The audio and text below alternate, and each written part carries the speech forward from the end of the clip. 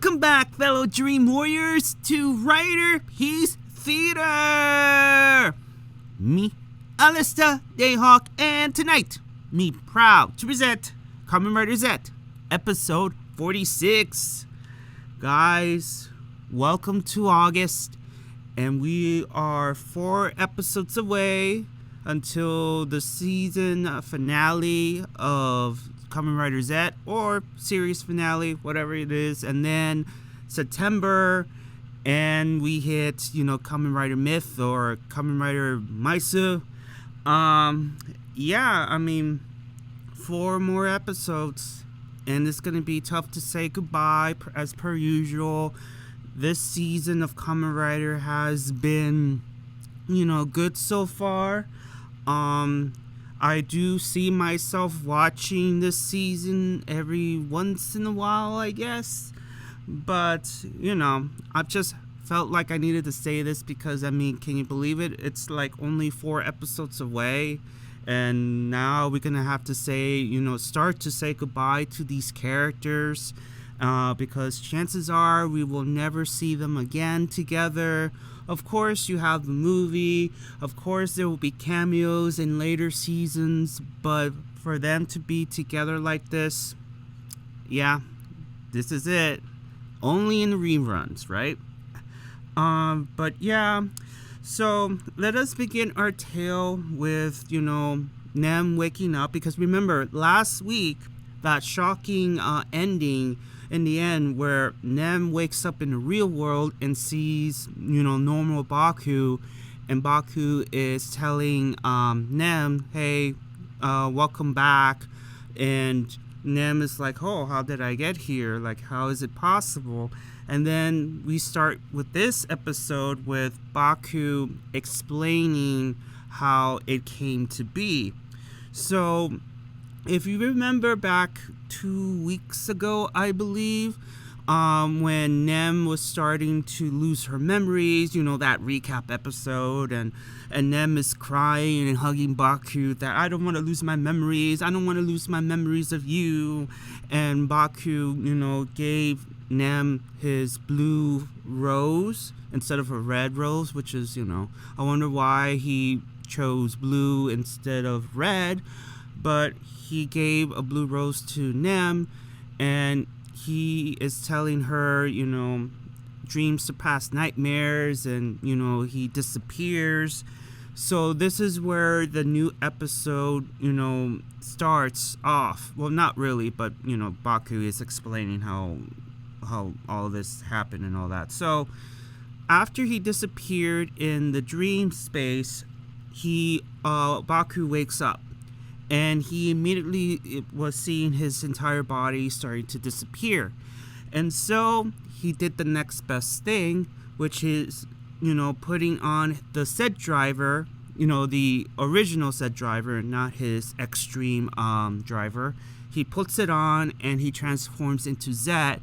And that's what saved him from disappearing from the real world and going into the Nem Utopia world where he gets a new identity and all that stuff. So all thanks to the power of Zeztz that he was able to stay in the real world. So now that he is Zeztz, he has decided to go find Nem's body in the real world, since everybody in the real world is gone and transported to the Nem Utopia. So he is free to wander around the streets of Tokyo trying to find clues as to where Nem's body could be in hiding. This is where, we saw, Baku write down on the poster, if you could remember, about, I forgot what he wrote, but he was the one responsible for writing, the words, the message needed to reach to Nem. And do you remember the scenes of Nem waking up in the white dress and just wandering the streets of Tokyo, assuming that she was still in the dream world? Apparently it wasn't the case. She was actually running in the real world. So you guys are wondering, okay, so she woke up in the real world, so how did it happen? And so apparently, due to Baku's explanation, is due to the fact of Oblivion showing up. Thanks to the debut of Oblivion, that caused Nem to wake up in the real world finally after all these years since that terrible accident and left her in a coma. And there were, if you remember too, about the scenes of her running into this area in the dream space. Well, it's still in the dream world, but if you remember the area where in the dream world Baku made his debut and he fought against the mafia and Nem was tied up and she was dressed in red, you know, that pilot episode, that actually happened in the real world. And what Nem saw was not a monster at all. It was actually Baku in his Zeztz costume. And Nem thought it was a monster or Oblivion, but either way, she thought that it was a threat to her, and you see her running. And then when she was trapped in this room and you see the shadowy figure, again, that was Baku just approaching her. And then this is where Nem collapsed, and Baku took her to his spy office, still in the real world, and laid her down at the couch. After that, right, he used the extreme capstan on Nem in order to enter the Nem Utopia, and that's how he came in and at the nick of time stopped the fusion between her and Oblivion, and the rest is history. And both Nem and Baku are starting to apologize to each other. Nem is apologizing to Baku for not recognizing him right away. She thought that, you know, he was a monster. And Baku apologizes to Nem. Oh, I'm sorry I didn't rescue you sooner. It's just the same old crap of, oh, I wish I would have rescued you a lot sooner, then this would have never happened, and blah, blah, blah. It's just the same old stuff. I'm like, Baku, you just saved her. Just don't apologize. You apologized enough. I mean, remember 2 weeks ago in the recap episode, you apologized to her for not saving her in time. And yeah, I get it. I'm sure the audience get it too, okay? And Baku goes on to say, hey, do not apologize to me.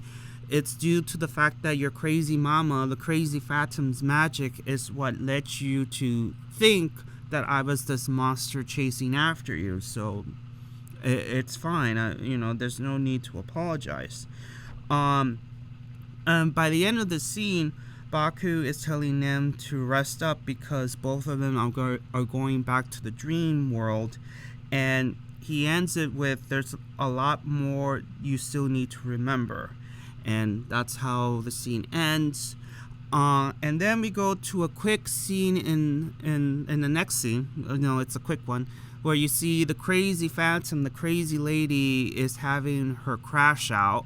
And yeah, she's not really tearing her place apart, but she is very upset at the fact that Baku has took away her one and only daughter, and that's all. So we go to the next scene. Baku and Nem return to the dream world, to the Nem Utopia world, and all of a sudden you see Baku's apartment being surrounded by cops. And it's due to the fact that Phantom's magic, which, let me remind you that Phantom is still in control of Nem Utopia because it's through her magic that she can control things.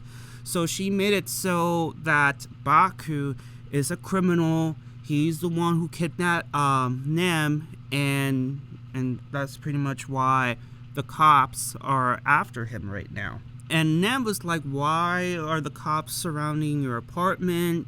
Why are you at the news? And of course, the news says, oh, Baku's a criminal. He's the one who kidnapped Nem. And Nem is like, no, he didn't kidnap me. And Baku says, no, relax. Don't worry about it. This is all Phantom's doing. This is all, her magic, her doing. So don't worry about it. Everything's gonna be fine. And then he explains to Nem, in order to destroy this world, Phantom needs to be defeated. However, Baku knows that even with extreme, Phantom is too powerful, because in her world, it's her world, her rules. She is in control. She can control the outcome. And I'm glad that extreme isn't that OP, because apparently extreme cannot go up against illusions. And this is where Baku tells Nem that, not exactly tells her, but he kind of figures out who has the power to counter Phantom's illusions, and he leaves. But here's the thing that you and I have noticed before he left the spy office, is that maybe it leads to something, but for whatever reason, Baku just stood up from his desk and he does something to Nem, either brushed her hair or it looked like he planted something. I don't know what it was, but there was a quick moment between Nem and Baku where he just laid his hand on Nem's cheek, and then he just quickly goes to the door and leaves. So I wonder if it will lead to something, because I don't know why he did that. Maybe he was planning something or gave something. I don't know what it was. Maybe I shouldn't be like thinking about it too much. Maybe it's nothing, but I just find it to be like, why did he do that? Like, it's gonna lead to something, or he just felt like he needed to do that just to comfort her? I don't know. We go to the next scene with Mulder and Scully, and they're camping out, and they're trying to devise a plan to rescue, quote unquote, Nem from the clutches of the evil Baku. And then all of a sudden you see Otaka, aka Nox, and he introduces himself to Mulder and Scully to be, Nem's bodyguard. And he suggested to them that maybe it's time to outsmart him. This is where Nox and Mulder decide to break into Baku's apartment. And once again, the whole thing of breaking into Baku's room through the window happened here. But it makes sense, because why would Otaka / Nox and Mulder will go to the front door if the place is surrounded by cops and quote unquote Baku is the criminal? It wouldn't make sense for the cops to just go to the front door, knock on it, and be like, hey, we're the cops, or we're breaking in, and give us Nem and that sort of thing, because that's a huge risk, right? So we get to see Otaka and Mulder just break into Baku's room through the window, and they secure the room. They couldn't find Baku, so Mulder decides to leave, and this is where Otaka's instincts kicks in and just goes to check the closet, and then all of a sudden, out of instinct, he just pulls the lever that connects to, Baku's room in the spy office. He pulls it, then he rediscovers Baku's spy office. He goes inside, and then he gets ambushed by Baku. And then we get this, hot potato thing with, both of their guns. And they were fighting a little bit, and then they were playing hot potato with their guns. And then this is where Nem uses the extreme capsule to release her memories of Nox. And then she absorbed them. And then Otaka, the bodyguard, is no more. He becomes the ever gloomy Nox in all his glory. And yeah, so Nox is back, and Nem's memories of Nox returns as well. And Nox, gloomy as ever, was like, why am I here? What's going on, Zeztz? And Baku explains what's going on. and he tells Nox that your powers of darkness are the only one is the only thing that counters Phantom's illusions. So in other words, Baku is telling Nox, hey, we need your powers here. My powers cannot defeat Phantom. For shocking value, because Extremes is supposed to be god tier, right? But apparently it's not OP. It's not as broken as me, you guys have all thought, because Phantom can easily defeat him due to the illusions and all that stuff. So Baku is like, please help me. Please defeat Phantom, because your powers of darkness are the only thing that can defeat her. And if you defeat her, this utopia world will be destroyed. But of course, Nox was like, he takes out his, driver with the low battery, right? And he's like, well, I can't help you. Look at this. And I can't transform even if I wanted to. And Baku says, look, we're the only two that has the powers to destroy the nightmares and protect, the people from them. Code is gone, so yeah, we're the only ones left. And he activates the recovery, and he just uses its effects on the Nox driver, and it doesn't do anything as much, but I don't know, it's just, I find it to be annoying because Nox stupidly destroyed the tech that connected to his driver, so that's the reason why he cannot transform. And I'm like, again, Nox, I'm gonna throw this at your face until, this whole show is over. You stupidly destroyed the tech without, thinking that, hey, if I destroy it, I can never be Kamen Rider Nox anymore. So maybe after the whole Nightmare Lord situation has been settled, that's when I destroy the tech. Not during. Like, as gloomy, as a good of an agent, as an officer or whatever, like, he just, he had his stupid moment, I guess. Yeah, he is stupid. Baku does the thing with the recovery. He tells Nox that with enough belief, it will come true as long as you have the power of dreams.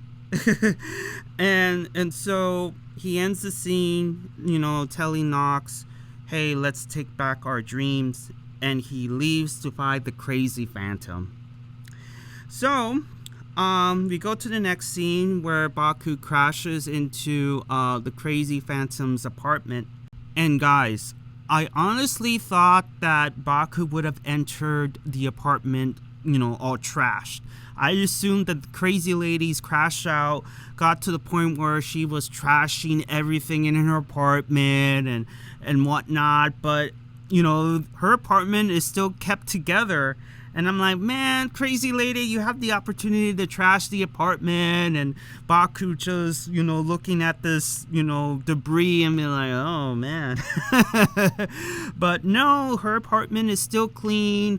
There's no plushies destroyed. There's no windows, mirrors destroyed. No pictures destroyed. Everything is still intact. And the first thing that the crazy lady says to Baku, after like how long exactly, because let's be honest, guys, Baku and the crazy lady never met each other in the supposedly this new timeline. They have met before in the Visions arc, but after the Visions arc, they never met each other. Sure, Baku still has the memories of meeting the crazy lady during the Visions, but this to me is the official, encounter one-on-one between the crazy lady and himself. And the way this confrontation, this talk starts is crazy lady doesn't really look at Baku just yet. She just stares at the window, and says, give me Nem back. But instead of Baku, being direct to her saying, hell no, bitch, I'm not going to give your daughter back, he decides to play, 20 questions to her. And the first question he asked the crazy lady is this the dream you wanted? Do you really think that this world would make your daughter happy? So he already asked 2 questions. And the crazy lady never answers those 2 questions. She just responds back with, give me Nem back. And Baku responds with, even if it means putting her through pain. And he ends the conversation with, stop living in illusions. Stop living in lies. Just stop all of this. And this is where the crazy lady just, claps back at Baku, saying that you have no idea what I would do for my daughter to make her feel happy. Like, you have no idea of the depths that I would do to, make my daughter happy. Like, do you have any idea why I've done this? What I've been through in order to make my daughter happy? If I haven't done this, if I haven't created the Nem utopia, then Nem would have been taken over by oblivion and gone from this world. So she is trying to justify what she did by saying, hey, oblivion forced me to do it. If I haven't created this world, then oblivion would have fused with Nem, and Nem would have disappeared forever. I'm like, no, crazy lady. Even if what you said is true, Baku Nox would have found a way to rescue her. So stop using that as an excuse. I mean, you use code as an excuse for your antics. Now you're using oblivion to justify, I created this world to protect her from oblivion. Like, no, you created this world for yourself. You created this illusion of, being together with your own daughter and having this happy, family moment forever, that sort of thing. But remember, the crazy lady was forced to give up Nem when she was a baby due to the fact that she was fearing Code. If Code would have discovered, Nem's origins about her being created through nightmare powers, then, Nem would have been hunted and experimented on and then killed off. So the crazy lady at that time, I believe, done the right thing. But, it's just the crazy lady, it just exposes the crazy lady's longing to be with her daughter, longing for her to be, to have her, finally have this family she always wanted.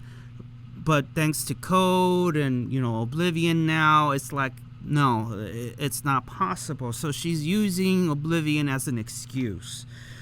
Then the crazy lady says, oh, it's because of you. It's because you and your friends who just keep meddling in my plans that, she will never get her happiness. It's because of you. I'm blaming you, Baku. I'm blaming Mulder. I'm blaming Scully. I'm blaming everybody who is involved with you, that it's you guys' fault for getting in the way of my daughter's happiness. And then there starts the fight between Crazy Phantom and Extreme. And then we go to the next scene with Mulder and Scully. And Mulder and Scully sees Nox in his, traditional, clothing. Mulder's like, hey, like, I just left you in Baku's apartment and you just came back with this outfit. Like, what the hell? What the hell? Like, what is this?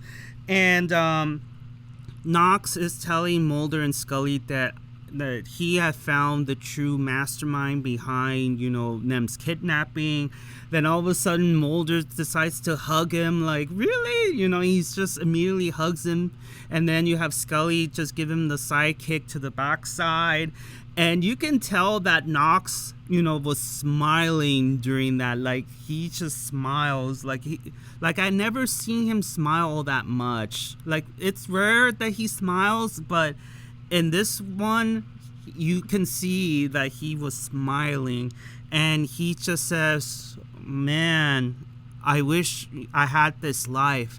If I never experienced the darkness of code, that maybe, just maybe, I would have been with you guys living a normal life, being a police officer, and just, again, living the normal life. And Mulder was like, what are you talking about? Darkness of code? What does that even mean? And, Knox is just wishing that things were different. And Knox is telling Mulder and Scully about the nightmares, and Mulder was like, yeah, right, nightmares, monsters, like, what the hell are you talking about? And this is where Knox brings back the bet that he and Mulder did years ago. If I prove that nightmares are real, then the drinks will be on you, Mulder. And Mulder responds back with, okay, it's a bet, but it's going to be a lifetime bet. Like, if you win, drinks on me until one of us dies, I guess. So we go back to the next scene between Baku and the Crazy Phantom.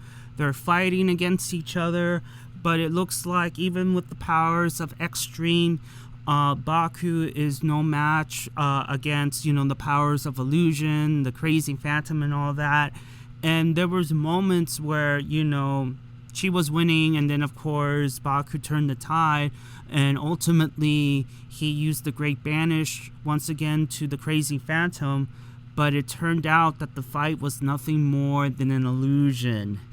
And I find it to be, ironic, knowing that Baku always pulls this whole, hey, I'm a god in the dream world, so I can turn any dream into my advantage. Like, yeah, I may be losing, but I could always rewind and turn the dream to my favor. But in this case, the Phantom one-ups Baku, and I find it finally, like, thank you. But yeah, the fight was all an illusion. It was all in distraction, which leads up to the final scene of this episode, where Knox spots a suspicious officer. He stops the officer and asks, where you think you're going? And then it's revealed to be Phantom in disguise. And Mulder and Scully were shocked to see this monster appear in front of them. And Knox says, it looks like the drink is on you now. And then he teleports Phantom to another part of the dream space where they have their fight. Knox transforms into Midnight Knox after a couple episodes later, I guess. So he transforms into Kamen Rider Midnight Knox, and the fight between Crazy Phantom and Knox is on.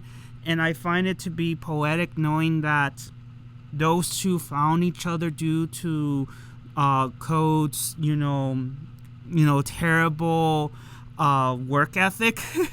Because I wish I knew more about, Knox and Crazy Lady's origin story of how they found each other and decided, hey, together let us take down Code and take our revenge.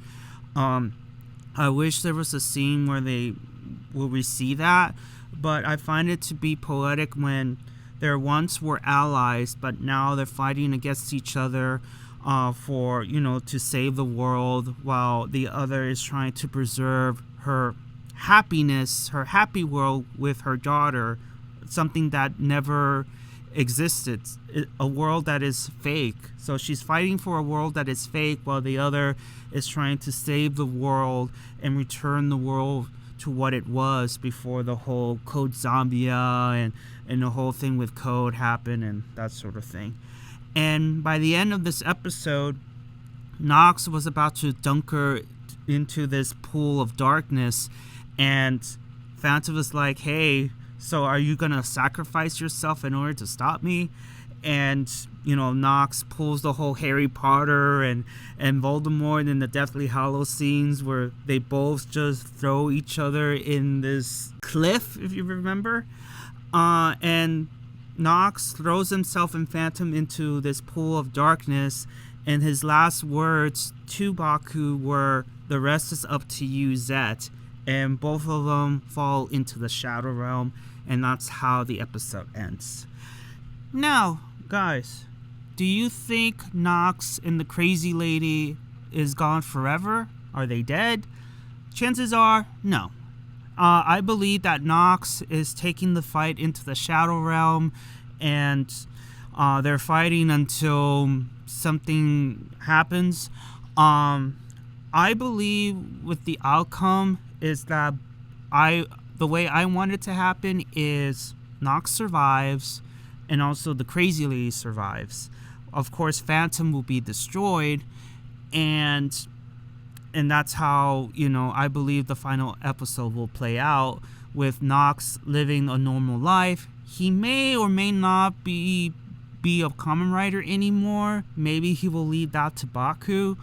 But I strongly believe that Nox will want to retire as the Kamen Rider and will want to try to have a normal life. I believe that he will rejoin the Black Haze Files. He will rejoin with Mulder, and he will try to live a normal life and repent and pay for his crimes by helping Mulder and Scully, and just stop crime and all that. In case for the Crazy Lady, I'm not completely sure. It will be really tragic of a character if both the Phantom and the Crazy Lady end up dying. Of course, Phantom is a given. She's going to be dead. But for the Crazy Lady, I really want her to live and also get a normal life with her daughter and have those moments she had with her in the illusion world in the real world. That's what I want for the Crazy Lady. Sure, she needs to pay for her crimes as well, but I do get this feeling that I want to happen is that the Crazy Lady will live and will try to live a normal life with them and be happy now that the nightmare threat is no longer a threat anymore. Code is gone, and it's just everything will be back to normal. But knowing Yuya, I get this feeling that she's gonna be dead with her other, code workers, with Zero and Agent 3 and 5 and 6, all the other agents. She will join them in hell or heaven or whatever. she will join them in death, knowing Yuya. The episode itself, it was, it felt like the beginnings of, we're witnessing the end. Nem, gets her memories back from of Nox, and it's sad. It's a sad episode for the sure reason of the Crazy Lady who longs to be with her daughter, and she did all of this for her. But I just get this feeling that she's using what she did as an excuse. Like, I don't know, but it's just, you feel for her, but yeah, she needs to pay for her crimes, and if she wants to, be reunited with her daughter, she needs to stop whatever she is doing and defuse from Phantom, fight with Baku and Nox to defeat Oblivion and Phantom, and then reconcile. But I don't see it happening. Baku realizing that, hey, thanks to Oblivion's emergence, Nem has returned to the world of the living, and I need to find her. And I have to admit, he was very smart to put on his Zeztz driver and realize that, hey, I can't disappear now as long as I have my belt on me, so I can stay anchored in the real world, and nobody can stop me now. So I have to, search around and look for Nem's body. And we all know that, Baku was the one who gave Nem the message. Baku was the one who was the shadowy figure, and, it was him all along, and, that sort of thing. And then Nox, returns and gloomy as ever. And now I get this feeling that Nox is looking for a death wish now, because when he came back and met up with Mulder and Scully, he was like, oh man, if I had a normal life, if I never had entered code, then I would still be here with them, living a good life and getting free drinks and not, dealing with, this emotional damage he has with code and doing crime and all that. So you feel bad for Nox, and throwing himself into the shadow realm. It's like, well, and just giving Baku the baton that, hey, I've sacrificed myself, air quotes, to let you deal with the last of the nightmare lords and fix everything. And it's just a sad bittersweet episode, in my opinion. But yeah, 4 more episodes left, and then Tom and Jerry begins in September. So, have you guys seen the episode? Did you like it? Did you dislike it? I have my notes in front of me, even though, like, I may have missed a couple of things here and there. Like, if I miss anything, write in the comments below. And are you excited to see how this season of Kamen Rider will end, or you're sad? And just give me everything. Write in the comments below. Let us be interactive. Give a like if you like it, and please subscribe. And also, before I go, question: do you think that Nox and the Crazy Lady will come out of the Shadow Realm alive? Or it will be just Nox coming out from the Shadow Realm alive? That's an interesting question I want to ask you guys with. So give a like if you like it, and subscribe, and I will see you all on the other side of Oblivion. Johnny!